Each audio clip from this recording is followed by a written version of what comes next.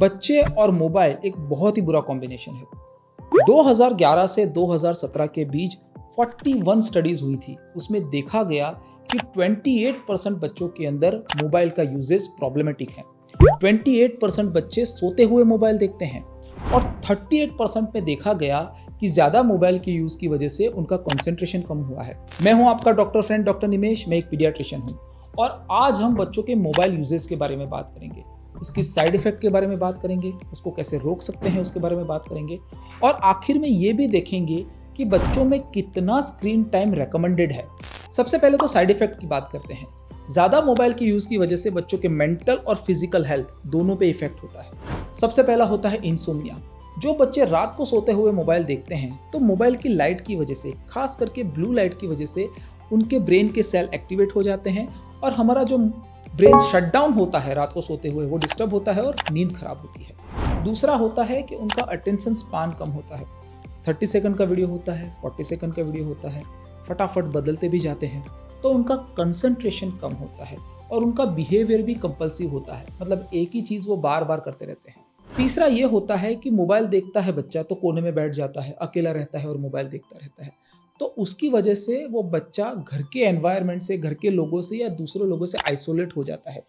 उसकी वजह से क्या होता है कि उसकी कम्युनिकेशन जो स्किल होते हैं, दूसरों से बात करने की जो स्किल होती है वो बिगड़ जाती है।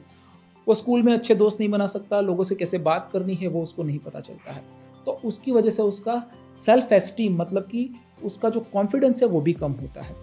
उसकी वजह से कभी इरिटेबिलिटी भी आती है, उसकी वजह से कभी कभी डिप्रेशन भी आता है। एक ये होता है कि ज़्यादा मोबाइल को यूज़ करने की वजह से उसके ग्रेड्स भी खराब होते हैं, पढ़ाई में उसका मन कम नहीं लगता, तो उसकी वजह से भी उसको डिप्रेशन हो सकता है।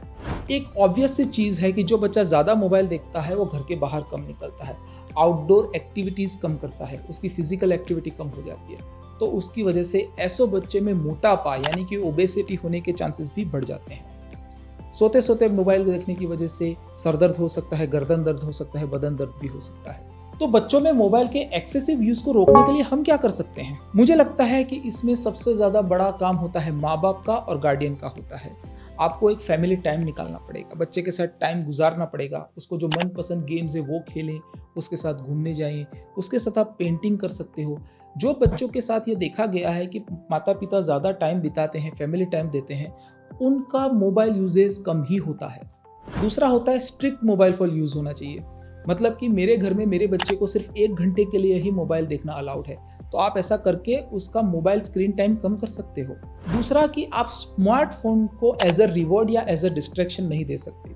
जैसे कि आप कोई काम कर रहे हो और आपका बच्चा आपको डिस्टर्ब कर रहा है, तो वो डिस्टर्ब ना करे इसलिए कभी कभी माँ बाप मोबाइल दे देते हैं। कभी कभी बच्चा अच्छा काम करता है तो उसके लिए भी उसको मोबाइल दे सकते हैं, तो ऐसा ना करें। डिस्ट्रैक्शन के लिए या फिर रिवॉर्ड के लिए आप मोबाइल दोगे तो वो आपके काम का नहीं है। चौथा यह है कि सोते हुए कभी भी मोबाइल ना दें। पांचवा यह है कि आप एक अच्छा एग्जाम्पल सेट करें। मेरे रिलेटिव और फ्रेंड्स हैं जो कहते रहते हैं कि मेरा बच्चा तो मोबाइल बहुत देखता है, लेकिन जब मैंने ध्यान से देखा तो पता चला कि उनके घर में सबसे ज़्यादा मोबाइल बच्चा नहीं देखता है, उसके माँ बाप देखते हैं या फिर उसके दादा दादी देखते हैं। तो आपको एक अच्छा एग्जाम्पल सेट करना पड़ेगा।